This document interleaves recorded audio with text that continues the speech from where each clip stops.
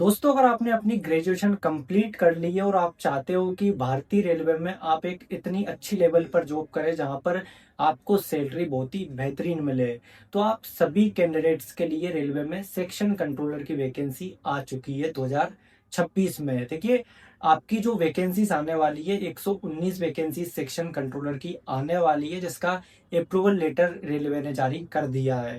यानी बहुत ही जल्द आपको ये नोटिफिकेशन इसका देखने को मिलने वाला है। तो आज के इस वीडियो में हम जानेंगे कि इस वैकेंसी में आपकी क्या एलिजिबिलिटी है, एग्जाम पैटर्न क्या है, क्वालिफिकेशन क्या रहने वाली है, एज लिमिट क्या रहने वाली है, सैलरी क्या मिलेगी और यहाँ पर आपका वर्क क्या होगा।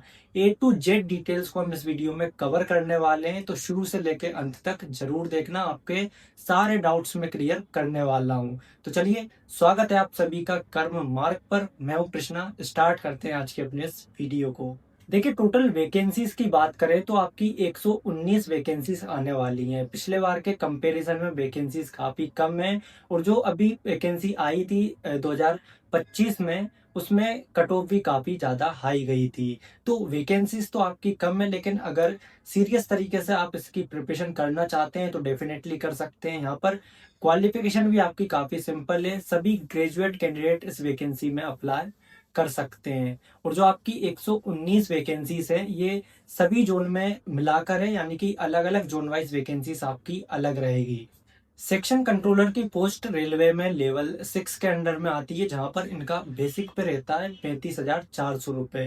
यानी यहाँ पर आपको स्टार्टिंग में ही ज्वाइनिंग के बाद में 50 से 60 हजार की सैलरी आराम से मिल जाएगी। और सेक्शन कंट्रोलर का काम भी काफी अच्छा रहता है। वैसे तो काफी प्रेशर वाली जॉब है सेक्शन कंट्रोलर की, क्योंकि काफी ज्यादा यहाँ पर चीजों को मैनेज करना पड़ता है, लेकिन फिर भी रेलवे में एक अच्छी लेवल की आपकी ये पोस्ट होने वाली है, जहां पर सैलरी के मामले में आपको बिल्कुल भी दिक्कत नहीं आएगी। अब समझते हैं कि रेलवे में सेक्शन कंट्रोलर बनने के बाद आपको क्या काम करना होगा।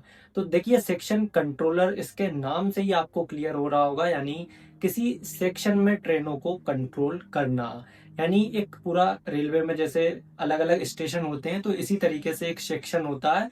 उस सेक्शन में जो ट्रेनों को ऑपरेट करता है, यानी कब किस ट्रेन को पहले छोड़ना है, कब किस ट्रेन को रोक के रखना है। जैसे किसी पैसेंजर ट्रेन को पहले छोड़ना है, कि कोई एक्सप्रेस ट्रेन लेट हो चुकी है उसको पहले निकालना है। यहाँ पर आपकी एक फिक्स शेड्यूल में ड्यूटी होती है, या तो आपको डे में जाना पड़ेगा या नाइट में जाना पड़ेगा। 3 शिफ्ट रेलवे में चलती हैं, तो उसमें से कभी भी आपको ड्यूटी लग सकती है। इस चीज का आपको ध्यान रखना है। और सेक्शन कंट्रोलर की पोस्ट का एक बेनिफिट आपको ये भी मिल जाएगा कि यहाँ पर सेक्शन कंट्रोलर की जो पोस्ट है, ये आपकी कोई ऐसी जगह पर जो आपकी नहीं लगेगी कि आप किसी छोटे स्टेशन पर हो। जो मेजर स्टेशन होगा जहां से ट्रेनों को कंट्रोल किया जाता होगा, वहां जाके आपकी पोस्टिंग होगी। तो एक अच्छी सिटी में रहने का मौका आपको मिलेगा।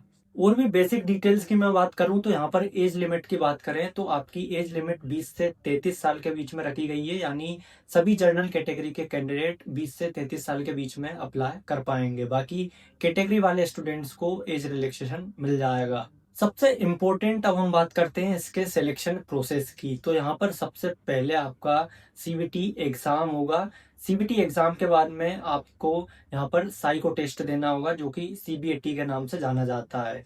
इसके बाद में फिर आपका डॉक्यूमेंट वेरिफिकेशन एंड मेडिकल की प्रोसेस होती है। यानी इन 4 स्टेजेस से आपको निकलना होगा अगर सेक्शन कंट्रोलर आपको बनना है तो।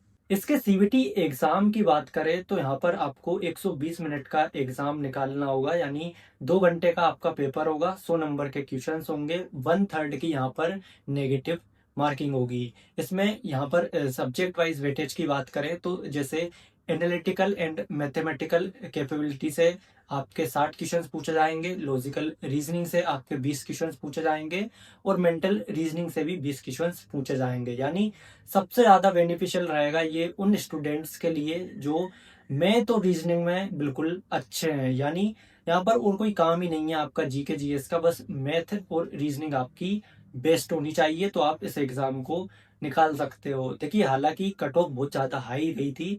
अभी इसकी जो कट ऑफ गई है आपको पता होगा 92 से तो ऊपर ही गई है। आरआरबी चंडीगढ़ में तो यहाँ पर आउट ऑफ 100 98 कट ऑफ गई है। तो कंपटीशन किस लेवल का है ये तो आपको अच्छे से इस चीज से वाकिफ होना चाहिए।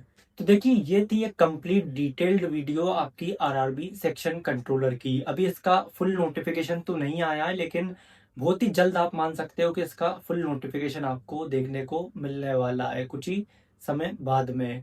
तो आपके सारे डाउट्स मैंने क्लियर किए हैं आरआरबी सेक्शन कंट्रोलर की इस वैकेंसी से रिलेटेड। अगर आप काफ़ी अच्छे हैं अपनी स्टडी में, मैथ रीजनिंग में, तो डेफिनेटली आप इस एग्ज़ाम को टारगेट कर सकते हो, रेलवे में सेक्शन कंट्रोलर बन सकते हो।